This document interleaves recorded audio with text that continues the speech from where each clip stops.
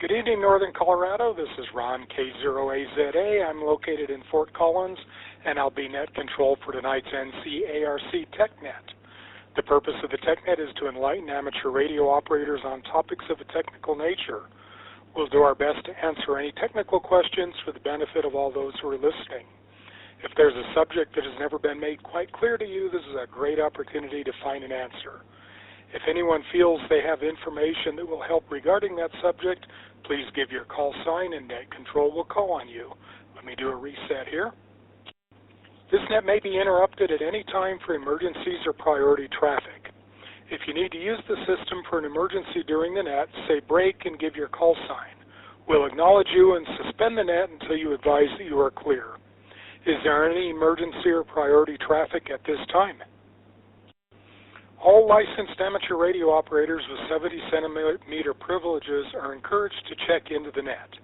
NCARC club membership is encouraged but never required for participation. Check-ins are requested for the purpose of counting participation, and no checkout is required. This is K0AZA, net control over tonight's NCARC TechNet. When checking in, please give your call sign slowly, first alphabetically, then again using the ITU phonetic alphabet along with your name and location. When checking in, please state if you have a topic that you'd like to discuss.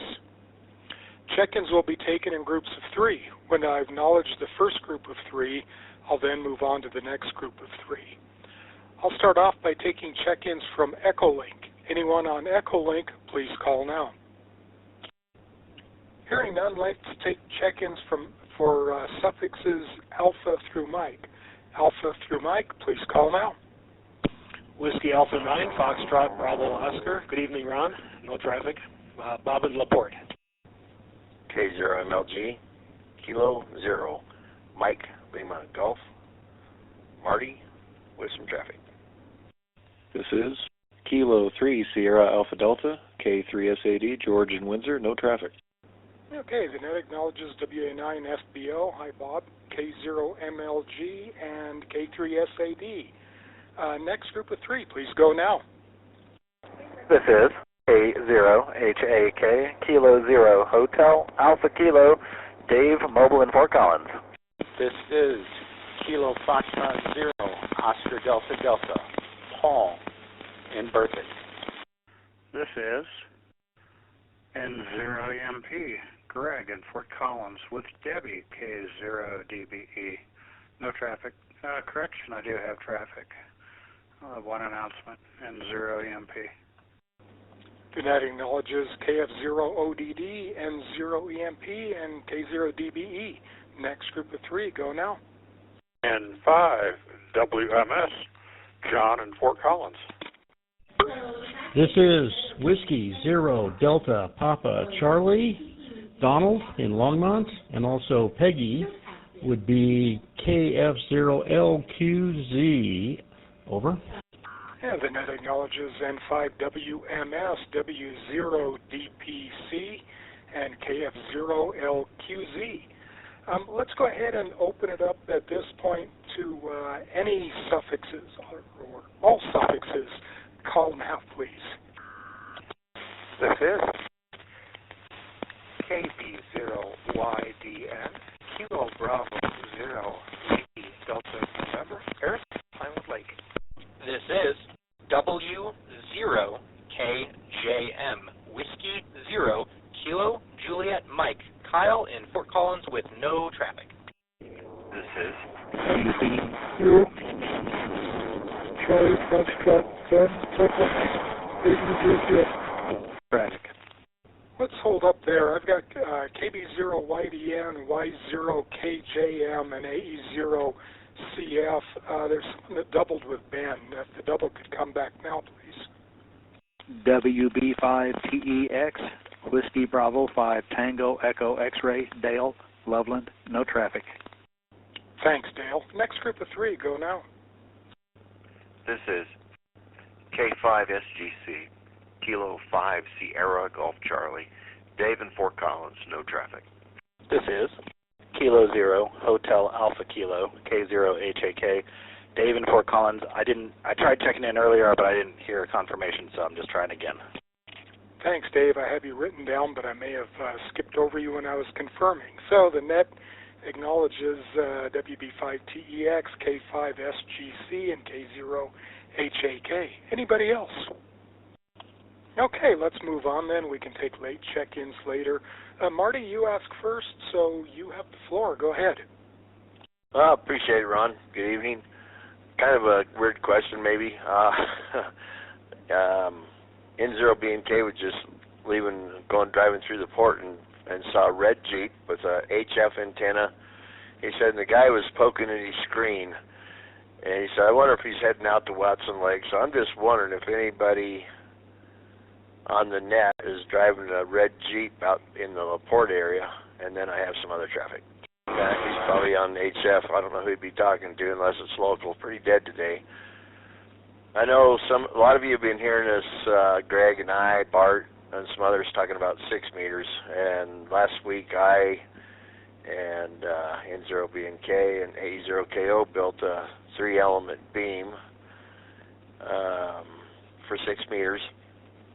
And Greg and Bart, Ron, made a trip up Clear Canyon, and I set up my beam. Bob set up a 2-element Moxon, and we also tested an omnidirectional GP15 common antenna that's a 3-bander, and that's at Lee Martinez Park. And we had excellent coverage. It was pretty amazing. We were all very impressed. Right? I'm going to say 95% coverage from Ted's Place up to Mishawaka, and Mishawaka farther west, compromised antenna on Ron's car. It just didn't work all that great. And I'm glad you got a good deal on that, Ron. Greg had a little bit better antenna, I guess. It worked better. And we pretty much had him on and off all the way to Rustic, up to Red Feather. While he was driving up towards Red Feather, we pulled stakes and moved out to my farm and set up out here just the beam. We didn't put the Moxon up because the Moxon worked good. The beam worked better. 2 S units increase between the two, the beam being the winner. So we only set that up at my house. And when we did that, Greg in the same spot, we had him 2 S units better. And the mapping, Bob did some mapping, right? Bob did some mapping from my place up the canyon, and we don't have a lot of hilltops. The green line goes right up the canyon, so it's very, very impressive coverage. We will be using that band along with U and V for the marathon coming up May 5th. Dispatch has been moved from downtown where it's been since forever to out here because we have better radio coverage and it's quieter. So anyway, that's an update. Any questions on the 6-meter testing? Okay, fair enough. And if you don't have a 6-meter capabilities either at home or mobile, I would highly recommend adding that to your arsenal of bands. It's just, a lot of people have heard it. It's the magic band. And even local, it just performs well. The California Highway Patrol has been using it for decades, and they still do. They are at 40 megs some places and 50 megs other places, but it's a great band. If you don't have it, look into it. It's if you already have the radio 6-meter antenna, you can build really quick or buy a cheap one. Back to net, K0MLG. Thanks, Marty. And yeah, I gave HRO some more money today and bought a quarter-wave 6-meter mobile whip, so we can retire my base-loaded compromised antenna. I will point out for the group, Marty was talking about how well it performs locally. I was mobile with an antenna that was less than optimum on the southwest side of Fort Collins and was listening to Greg, and at some points talking to him. He was up at Gateway Park up in the canyon.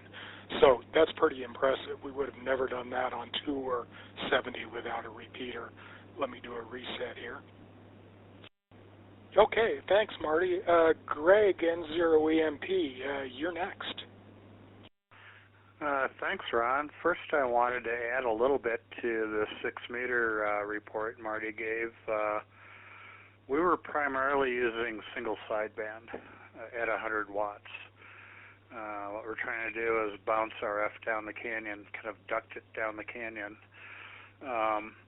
and hit dispatch wherever that's going to be. And like Marty said, we were able to do that.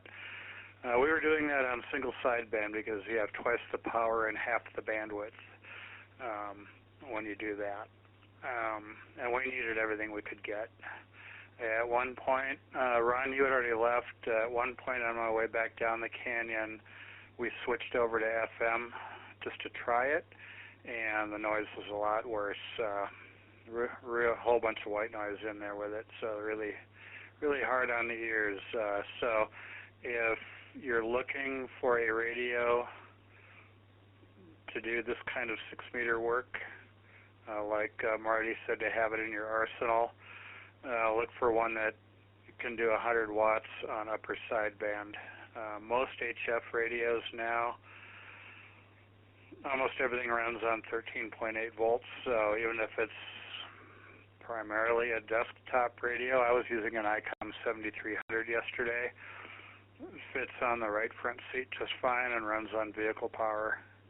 And most HF radios today also cover 6-meter and 2 sideband. And 0MP, that was one thing. Let me reset this. Well, any questions on that before I go on? This is N5WMS. Go ahead. Where were you running at? What frequencies? 50, 51 area? So the national calling frequency is 50.125. But folks that listen for DX openings there, that's the sideband national calling frequency. Folks that listen for DX, and there's one guy up in Wellington with a big antenna farm you may have seen on I-25. He works a lot of 6-meter DX. Those folks like to listen there continually, and they don't appreciate it when there's local chatter going on. So we went up to 50.135, which is still in the sideband allocation, and but it's off the calling frequency. When I had my FM unit, I was running at 52.525, and that was the FM calling.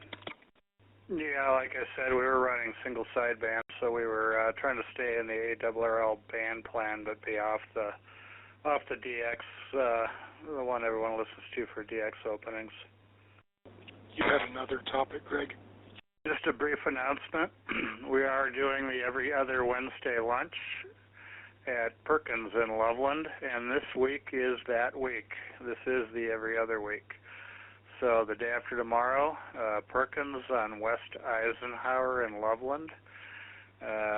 We usually are pretty much everyone's there about 11:30ish, and everyone's welcome. It's not a club event. It's just locals, and you don't have to be a ham to show up. You can be an aspiring ham or just a monitoring hobbyist or anyone. And see you there, N0EMP. Thanks, Greg. Any other questions for Greg? I have a question for the group, K0MLG. Go ahead, Marty. The thought just popped into my brain. Would anybody be interested in a 6-meter round table right after this net, maybe every week or every other week or something like that? Maybe have it the week of the lunch or, sometime somewhere. Anybody be interested in that? KAJM. Good. I sure would. Once I get up on 6-meter capability, which shouldn't be too long, I would love to participate in that. YDN. Good. Supposedly my antenna and radio are both capable of 6 meter, although an experiment with Greg about a year ago, I was able to hear him perfectly, but I couldn't hear him at all, so put me down as a qualified maybe. Copy that. Is that antenna hooked up now, Eric? It is. Well, after the net, let's holler at me. I'm parked at 50.135, and when the net's over, holler at me, or I'll holler on the repeater, then holler at me over there. And by the way, Kyle reminded me something about the GP15. We used his for the test because it wasn't in the air at the moment. It was very marginal. It just it's not going to cut the mustard now. But that said, the antenna was only maybe 8 foot to 10 foot AGL. Height would definitely help, but that's what we had. And obviously a Moxon's going to perform better and a beam even better unless you built a bigger Moxon. But that was in the Canyon. But for a round table thing, if you want to play, well, I'll try to put something together. K0MLG. Net control, YDN. Go ahead, Eric. I also have something for the net I hadn't thought of before, if you want to throw it in. Absolutely. Just to wrap up this 6 meter, Marty, I would also be real interested in participating in that. And for the group, I was using my Yaesu FT710, and like Greg said, I had to put it in the passenger seat next to me. It's kind of big, but it definitely worked. But it already has me thinking about something that's a little bit more mobile friendly. Anyway, YDN, go ahead with your topic. Okay. Well, I was gone on the eclipse weekend, off to view the eclipse, but I left some of my equipment on. The big power hog was the computer, because it sorts and manages my mail that's coming in even when I'm not around. But during the eclipse weekend was when you guys had all the high wind and power was shut off for the neighborhood. And my computer obediently switched over to solar and rode 15 hours through the night on the ham radio solar power, the same solar power that's powering this radio right now. And I was curious how other people's emergency power handled things. Unfortunately, I don't have any readings from the time. The last time I had measured readings, I had 3 radios on plus the computers, 2 computers, and 2 monitors, 2 lights. I was drawing about 500 watts for 9 hours during that period, and had no problem at all with the backup power solar. But I was wondering how other people did if they tried to ride through it on emergency power. ODD? Go ahead, Paul. So we lost power for 24 hours, and I ran my essentials off of a EcoFlow Delta Pro battery generator. And it lasted 18 hours because we have saltwater tank here in the house. That, the refrigerator, and some basic lighting and internet. We ran off of that. It lasted 18 hours, and I backfed it with a gas generator after that point, and seemed to work okay. Anybody else? Just thinking, those of you who are Aries members should probably keep on top of that, because that's one of our weaknesses is power grid reliability when some emergency strikes. KB0YDN, back to that. Let me make sure I have this. I was listening to the Colorado Connection and also the Front Range GMRS groups, and they both lost a couple of the repeaters in the mountains above Denver. I don't remember, I never really knew which one. I think they were on what used to be Squaw, which is now something that I can't say, and possibly Thoradin, but they said one of the repeaters was on a 100 amp hour battery and the other was on a 200 amp hour battery. I never did hear if they lost them or if they were able to live through the shutdown, because they were down for quite some time. A lifetime ago, I had helped with the Thoradin machine any number of times. That was probably 15 years ago, maybe more. And we had it wired for 12-volt DC power at that time. Now, a lot has changed since then, but that's how we had it at the time.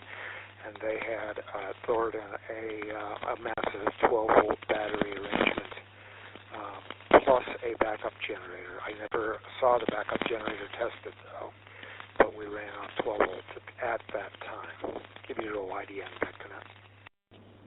This is K0AZA, net control for the Northern Colorado Amateur Radio Club. Any other comments on this topic? I did have one other quick announcement. I'm coordinating the communications for the Quad Rock race on May 11th. That's the one that starts in Laurie State Park, runs down and over Horsetooth, turns back around and runs over it again, and they have both a 25 and a 50 mile. I'm still looking for a few more people, so if you'd be interested in volunteering, please give me a shout after this, or you can email me. My email information is correct on QRZ. It's a fun one to work because you're kind of out, you are out in the hills. It's fairly close to town, so you don't have to drive particularly far. It's fun from a communication standpoint because even though we're right there in the foothills, it can at times be a little bit challenging because of the shadowing and things of the hills. We actually usually use the CSU repeater because Horsetooth and Buckhorn are just a bit too shadowed. Anyway, if you're interested in helping out on that, please give me a shout. Any other, let's say, are there any late check-ins at this point? Please go now. 0 BNK, November 0, Bravo, November Kilo, late check-in. And Marty, I'm interested in the 6-meter thing that you were talking about there. Copy that, K0MLG. And thanks for the check-in. Any other topics, additional comments, questions, or other discussion? Hearing none, this concludes the NC. This presentation was brought to you by the Northern Colorado Amateur Radio Club. For more information, visit our website, ncarc.net. Thanks for watching, and don't forget to like and subscribe.